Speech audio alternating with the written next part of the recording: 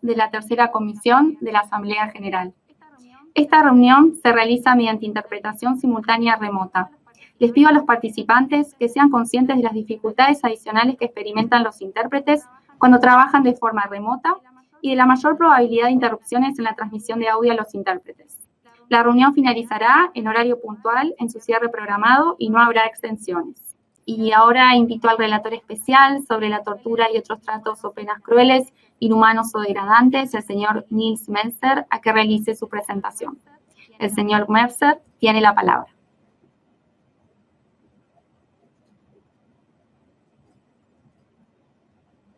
Mr. President, distinguished representatives, ladies and gentlemen. Today, 75 years after the establishment of the United Nations, hardly any human right commands as much consensus as the absolute prohibition of torture. In reality, however, torture and ill treatment continue to be practiced with impunity throughout the world. The stark discrepancy between the universal prohibition and the worldwide complacency with such abuse is not a singular phenomenon, but highlights a more generalized gap between the declared ambitions and the actual practice of human rights protection. In fact, the persistent failure of the international community to eradicate torture and ill treatment exemplifies the broader incapacity of contemporary governance systems to fulfill the promises of the UN Charter, the Universal Declaration of Human Rights, and the 2030 Agenda for Sustainable Development. In response to this sobering reality, my newest report takes a step back from the usual legal and policy discourse and explores the phenomenon of torture and ill treatment from the scientific perspective of neurobiology and social psychology. Overall, the resulting findings strongly suggest that the root cause for the persistent complacency with torture and ill treatment is not primarily a lack of expertise, resources, or normative consensus, nor generalized malicious intent, but lies in neurobiological and psychosocial factors that have shaped human decision-making throughout history. Most notably, contrary to the presumptions of rationality, morality, and public interest which underlie modern statehood, most human decision-making, in fact, remains guided by largely unconscious emotional impulses, pursues perceived short-term self-interest, and is consciously rationalized only ex post facto. This also applies to complex collective decision-making processes such as democratic elections, political appointments, judicial oversight, media reporting, and even the formation of public opinion more generally. Human self-interest has multiple aspects, including self-preservation, self-determination, self-affirmation, self-justification, and self-gratification. In normal circumstances, the natural human pursuit of self-interest will be expressed in line with surrounding moral and legal order. However, when distorted by excessive fear, pathological dysfunction, or experiences of trauma, perceived self-interest can trigger serious human rights violations which are irreconcilable with universally recognized legal and moral norms. In such situations, both perpetrators and bystanders tend to suppress the resulting moral dilemmas through largely unconscious patterns of self-deception and, in particular, through denial of fact, denial of responsibility, or denial of wrongfulness. Clearly, as a matter of law, such patterns of denial cannot under any circumstances justify torture or ill treatment. As neurobiological and psychosocial patterns of self-deception, however, they severely impair the ability and willingness of political leaders, judges, officials, the media, and even the general public to accurately perceive and act upon allegations of official misconduct. By distorting perceptions of reality, narratives of self-deception and denial can corrupt and neutralize even sophisticated frameworks for the prevention and prosecution of torture and ill treatment, thus producing the current worldwide prevalence of complacency and impunity. Accordingly, in my official dialogue with states relating to allegations of torture or ill treatment, I routinely encounter all of these patterns of self-deception and denial, even in the face of compelling evidence. Indeed, as neurobiological and psychosocial research have demonstrated, in the face of unwelcome information, Every single one of us is inescapably affected by the innate human tendency towards self-deception and denial, regardless of our education, our status, or our morality. This is not a malicious deviation, but a scientific fact devoid of moral connotations which cannot be changed. As an inherent part of human nature, it should not be condemned, but must be fully acknowledged and appropriately managed in order to prevent the widespread corruption, destruction, and cruelty which currently engulf the entire world.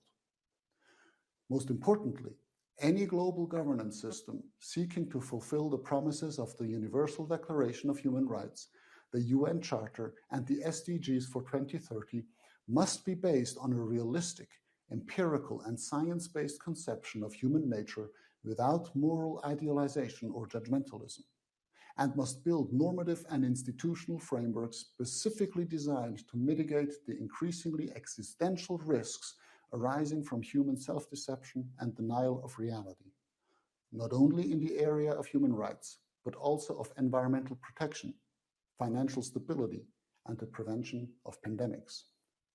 With this in mind, my report closes with a series of recommendations for global governance reform, which I will be happy to discuss further during our interactive dialogue. I thank you for your attention.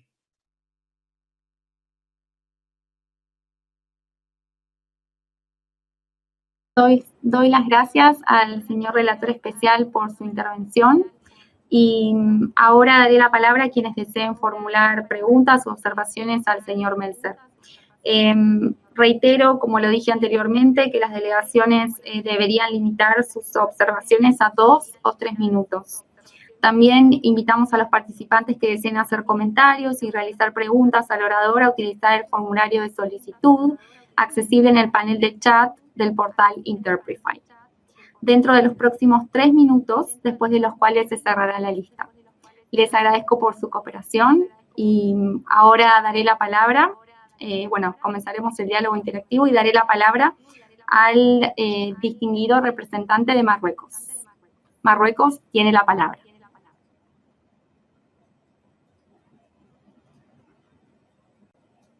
Hello, do you hear me? Thank you very much. So, thank you very much, dear Madam. I have the pleasure of speaking on behalf of 6 countries leading the Convention Against Torture initiative, namely Chile, Denmark, Fiji, Ghana, Indonesia, and my own country, Morocco. We are a cross-regional group of states pursuing international collaboration towards universal ratification and effective implementation of the UN Convention Against Torture by 2024. We work to strengthen state institutions, policies, and practices through capacity building and technical advice, and enjoy support from a growing group of friends open to all UN member states. We would like to take this opportunity to invite all UN member states here today to join our initiative. Since CTI was launched in 2014, 17 new ratifications have been deposited, bringing the current total of to 171 state parties. We congratulate and welcome the newest state parties: Angola, Grenada, Kiribati, Samoa, the Sultanate of Oman, and St. Kitts and Nevis. These ratifications are significant. Yet, while the prohibition of the use of torture is jus cogens, not all states have joined the convention. CTI will continue raising awareness about the benefits of the convention and its optional protocol. CTI conducts extensive work with police and law enforcement services, as human rights-based policing is central to making the spirit of the convention a reality. Applying the convention fully reinforces trust between law enforcement and our citizens. Without trust, the ramifications are often severe and not easily reversible. training, clear and transparent rules of conduct, ethnic and gender diverse recruitment, as well as independent accountability mechanisms are all features of effective police and justice systems. Exchange of knowledge and expertise on policing is a central focus of CTI's work, including our global seminar held in Copenhagen in October 2019, and our regional seminar hosted by Indonesia in November 2019. Police are and must continue to be our allies in the global fight against torture and ill treatment. We are committed to making important changes in this area, and we encourage every government to do likewise. In conclusion, we would like to thank the mandate holders for their important work and their continued support and cooperation with the CTI. I thank you very much, Madam. Le agradezco al embajador de Marruecos por su intervención y ahora le doy la palabra a la representante de Reino Unido. Reino Unido tiene la palabra.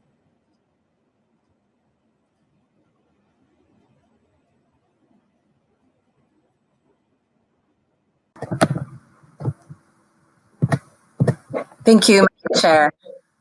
I hope you can hear me. The UK's strong opposition to the use of torture remains unchanged. Torture is an abhorrent violation of international human rights law and human dignity. Its impact on societies and individuals is devastating. The UK works closely with international partners to eradicate this abhorrent practice. Madam Chair, the UK is also committed to upholding our obligations under international law and calls upon countries to comply with their international legal obligation. The UK is a long-standing, strong, and vocal supporter of the optional protocol, and we encourage states which have not yet done so to ratify, sign, and implement the UN Convention Against Torture. Finally, Madam Chair, torture prevention is integral to the UK's rule of law programs, which aim to build security and stability overseas. The UK continues to support global torture prevention programs, including the work of the Association of the Prevention of Torture. The question I would ask today is, what can states do to widen the implementation of the optional protocol? Many thanks, Madam Chair. Muchas gracias a la distinguida representante de Reino Unido. Y ahora le doy la palabra a la representante de Dinamarca, seguida de Suiza. Dinamarca tiene la palabra. Thank you, Madam Chair. I hope you can all hear me. Mr. Melzer, Denmark would like to start by thanking you for your continued efforts in the field in the fight against torture. In your most recent report, you shed light on psychological torture as part of the prohibition against torture in Article 3 of the Convention Against Torture. As it is a significantly overlooked aspect of the prohibition against torture, Denmark appreciates your effort to bring attention to this important matter. We are continuously alarmed by the prevalence of this phenomena, including during investigations. Hence, Denmark agrees with your invitation to states to actively support the ongoing process towards developing international guidelines on investigative, interviewing, and associated safeguards. Building on this, Denmark would like to ask you, Mr. Melzer, what other initiatives do you consider important in preventing and combating psychological torture? Thank you very much. Muchas gracias a la representante de Dinamarca. Y ahora le doy la palabra a la distinguida representante de Suiza. Suiza tiene la palabra.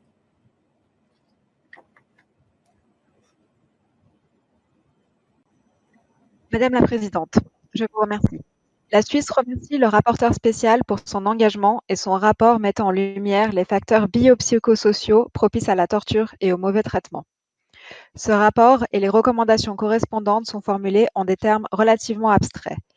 Cette perspective est certainement importante pour avoir une meilleure compréhension des causes profondes liées aux actes de torture et de mauvais traitement. Cependant, nous pensons que le respect de l'interdiction de la torture et de mauvais traitement consiste également dans de nombreux petits pas. L'une de ces étapes sont les travaux d'experts en cours sur l'élaboration de lignes directrices internationales sur les entretiens d'enquête. La Suisse est convaincue que des lignes directrices appropriées peuvent apporter une contribution significative à l'efficacité de la justice pénale et au renforcement du respect des droits de l'homme. Ces lignes directrices sont une concrétisation des points soulevés dans le présent rapport. Monsieur le rapporteur spécial, en dehors de l'élaboration de lignes directrices internationales sur les entretiens d'enquête, où voyez-vous actuellement un besoin concret d'action au niveau international pour renforcer l'interdiction de la torture? Je vous remercie. Muchas gracias a Suiza por su participación y ahora le doy la palabra al distinguido representante de la Unión Europea, seguido de República Checa. Unión Europea tiene la palabra. Thank you. Professor Meltzer, the European Union would like to start by thanking you for your work undertaken during the last year. The work is of the utmost importance, and we look forward to continuing the engagement and cooperation with you. The EU is firmly committed to ensure respect for the universal and absolute prohibition against torture and other cruel, inhuman, or degrading treatment or punishment. And we appreciate your efforts to shed light on psychological torture and the prohibition thereof in Article 3 of the Convention. In your report, you argue that national practice tends to deny, neglect, misinterpret, or trivialize psychological torture, and that torture is generally understood to require the infliction of physical pain or suffering. You conclude that psychological torture occurs in a wide variety of contexts. In this regard, the EU would like to ask you, Professor Meltzer, could you kindly elaborate on what states can do to identify practices that may amount to psychological torture? I thank you. Muchas gracias a la Unión Europea por su participación y ahora le doy la palabra a la representante de República Checa, seguido de Francia y Federación Rusa. República Checa tiene la palabra.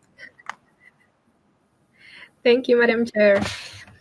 The Czech Republic wishes to thank the chairs of the Committee Against Torture and the Subcommittee on Prevention of Torture and the Special Rapporteur on Torture for their reports and statements. We welcome your presence at the third committee session. We would like to use this opportunity and congratulate Angola, Grenada, Oman, St. Kitts and Nevis for becoming the new state parties to the Convention Against Torture. Unfortunately, since autumn 2019, no new state party have joined the optional protocol to the Convention Against Torture. Universal ratification of these two basic human rights treaties is necessary for the eradication of torture. We need Committee Against Torture as a standard-setting body closely cooperating with the state parties and Subcommittee on Prevention of Torture for control of detention places and for cooperation with the national preventive mechanisms. The Czech Republic strongly supports activities of the Subcommittee on Prevention of Torture. In 2019, we have welcomed here the growing number of visits in state parties' detention places by the subcommittee. Unfortunately, the reality in 2020 is completely different for obvious reasons. We hope the subcommittee will return quite soon to its regular activities, and we thank Professor Evans for answering our question on how are the national preventive mechanisms fulfilling their visits in detention places in 2020. We have studied with great interest the new report of the Special Rapporteur dealing with the factors conducive to torture and ill treatment. It is important to repeat that prohibition of torture is universally recognized and absolute and non-derogable. All human beings are in all situations without exception protected against torture. The prohibition of torture cannot be restricted even in war and other situations of public emergency. Still, we can read in the submitted report that torture and ill treatment continues to be practiced with impunity throughout the world. How can we, as individual countries and as international community, help to uproot this scourge? Thank you. Muchas gracias a la representante de República Checa por su participación. Ahora doy la palabra al distinguido representante de Francia, seguido de la Federación Rusa y del Líbano. Francia tiene la palabra. Merci Madame la Présidente. Monsieur Melzner, Monsieur le rapporteur spécial, Messieurs les présidents du comité contre la torture et du sous-comité pour la prévention de la torture. La France s'associe à la déclaration de l'Union européenne et réitère son soutien au mandat du rapporteur spécial. La France remercie le rapporteur spécial pour son travail en particulier pour son dernier rapport dédié à la notion de torture psychologique. La France rappelle son engagement à lutter contre la torture sous toutes ses formes, y compris ces formes nouvelles permises par l'émergence des nouvelles technologies. La France salue le travail du comité contre la torture et du sous-comité pour la prévention de la torture et appelle l'ensemble des États parties à la Convention à coopérer avec ces organes qui contribuent activement et de manière complémentaire à la documentation des cas de torture et à la lutte contre ces crimes au plan nationaux et internationaux. La France y a également rappelé que, comme le stipule le statut de Rome de la Cour pénale internationale, les actes de torture constituent des crimes contre l'humanité lorsqu'ils sont commis dans le cadre d'une attaque systématique ou généralisée contre une population civile. La France appelle l'ensemble des États à adhérer à la Convention contre la torture et à son protocole facultatif. Elle salue d'ailleurs à cet égard la récente ratification ou adhésion de l'Angola, de Grenade, des Kiribati et d'Oman à la Convention. Je vous remercie, Madame la Présidente. Muchas gracias al representante de Francia por su intervención y ahora doy la palabra al representante de la Federación Rusa. Rusia tiene la palabra. Thank you, Madam Chair. Мы благодарим господина Мельцера. Мы внимательно докладом, посвященным биопсихосоциальным факторам, способствующим применению пыток и жестокому обращению. И хотели бы поинтересоваться у спецдокладчика, как это сугубо научное исследование, выходящее далеко за рамки правозащитной проблематики, может быть на практике использовано органами системы ООН и государствами в их деятельности по предотвращению пыток. На наш взгляд, оно слишком научно и немного оторвано от реальности. В этой связи хотели бы отметить, что в современном мире проблема пыток и жестокого обращения по-прежнему стоит крайне остро,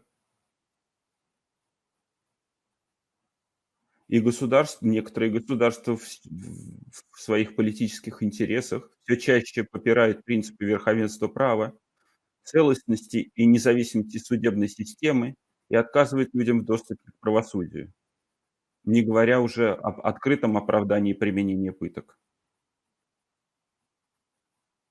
Тут достаточно сказать только одно слово Гуантанамо, чтобы стало ясно. Во многих странах по-прежнему распространена практика применения ужасных условий в учреждениях пенитенциарной системы. Это тоже проблема. И эти и многие другие аспекты борьбы с пытками требуют пристального внимания, в том числе со стороны спецдокладчика. В этой связи мы призываем спецдокладчика уделять больше внимания практическим аспектам борьбы с пытками, а не погружаться в научные изыскания. Благодарю.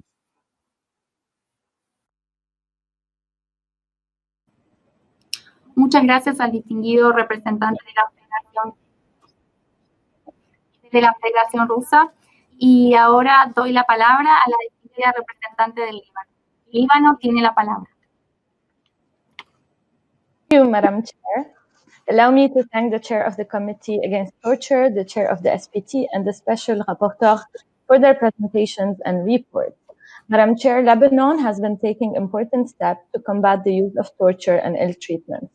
Last year, the Lebanese government appointed the 5 members of the National Preventive Mechanism Against Torture, the body that oversees the implementation of the anti-torture law adopted in 2017. In the same vein, 2 weeks ago, the Lebanese parliament adopted a new law that amended the Code of Criminal Procedure, allowing lawyers to be present during initial investigations and thus improving detention conditions and fighting torture, intimidation, and forcibly extracting confessions from detainees during preliminary investigation. I thank you, Madam Chair. Muchas gracias a la representante del Líbano por su intervención y ahora doy la palabra al representante de Estados Unidos. Estados Unidos tiene la palabra.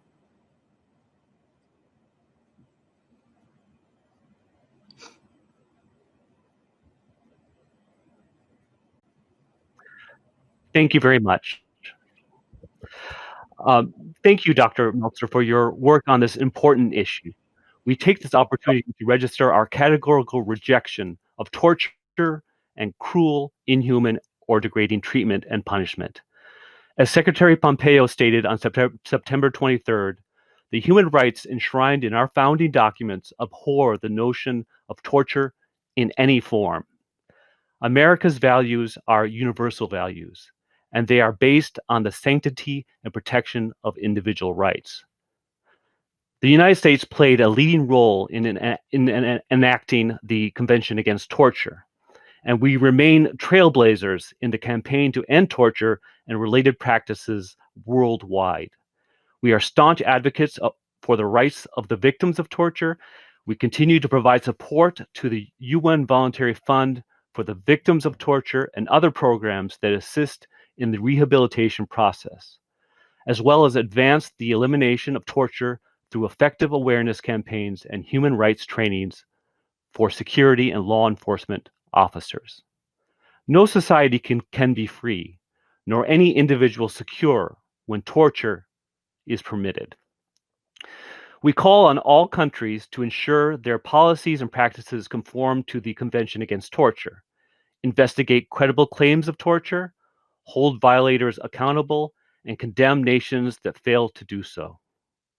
In China, more than 1 million Uyghur Muslims and others have been detained in internment camps in Xinjiang with credible reports of torture, forced labor, and involuntary sterilization. In Belarus, NGOs have documented over 500 cases of torture of those unjustly detained following public protests. In Venezuela, the UN fact-finding mission's September report concluded that there was a reasonable basis to conclude that the illegitimate Maduro regime committed systematic human rights violations, including torture, amounting to crimes against humanity. While we appreciate the Special Rapporteur's work, we disagree with many of your report's conclusions and recommendations as they relate to lawful U.S. practices that cannot reasonably be considered torture or cruel, inhuman, or degrading treatment or punishment, as well as references to our actions with regard to the Assange and Manning cases. Our question for you is, what steps can the international community take to help support documentation of reports of torture in order to promote accountability? Thank you. Agradezco al distinguido representante de Estados Unidos por su intervención y ahora doy la palabra al relator especial para que pueda responder a las observaciones y preguntas formuladas. Señor relator, usted tiene la palabra.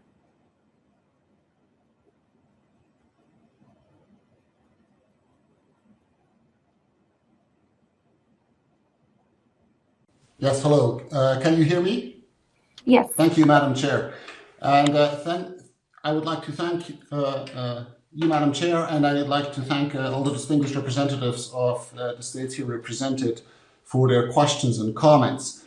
I'm aware that this report that I have submitted is of a particular character. The representative of Russia has commented that it is too research-based, it's distant from reality, and that I should focus on practical aspects. Now, I would like perhaps to start by responding to this. I have been focusing on the practical aspects. In my mandate, I'm submitting hundreds of communications for individual cases of alleged torture per year. And about 1/3 of these communications never receive any response whatsoever. And I have to say that even the majority of the other responses I receive do not satisfactorily actually resolve the problems that have been addressed by these communications.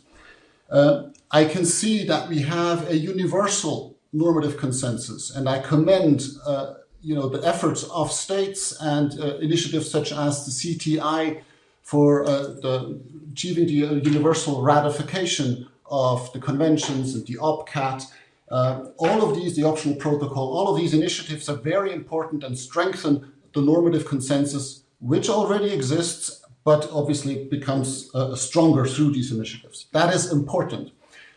The point of my report is that despite this normative consensus, we still have widespread practice of torture and ill treatment in multiple contexts and at multiple levels.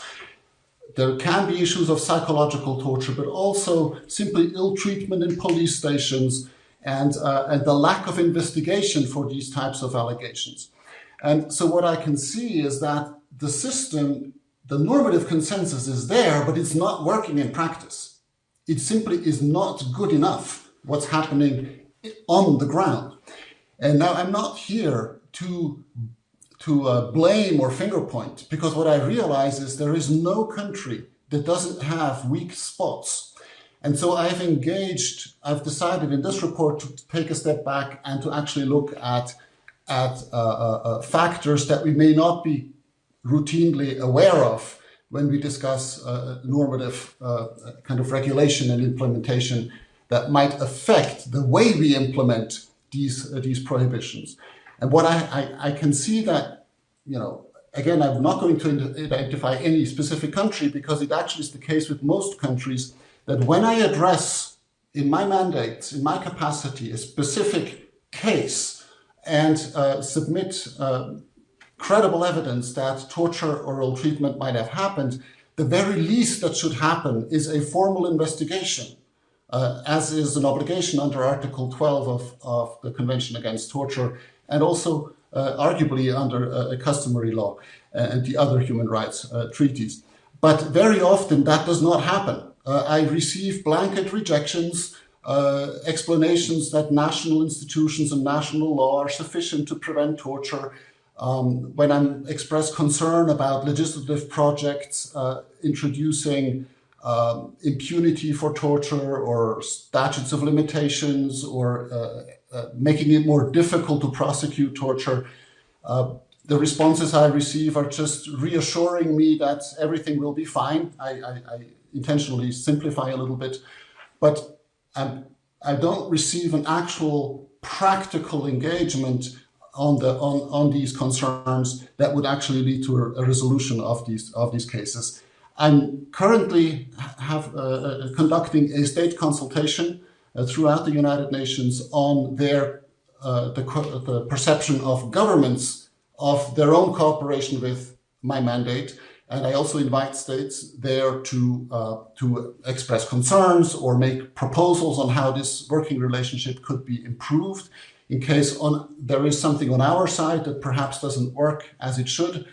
But I'm at the same time also evaluating statistically the responses of states to my country visit requests and my individual communications of the last 4 years. And I'll leave it extend a little bit back into the work of my predecessors, and to statistically evaluate that and compare it to the standards of cooperation set by the Human Rights Council in order to have a consolidated report in March to the Human Rights Council that will reflect the actual reality of how states cooperate with my mandate and how many cases have been resolved.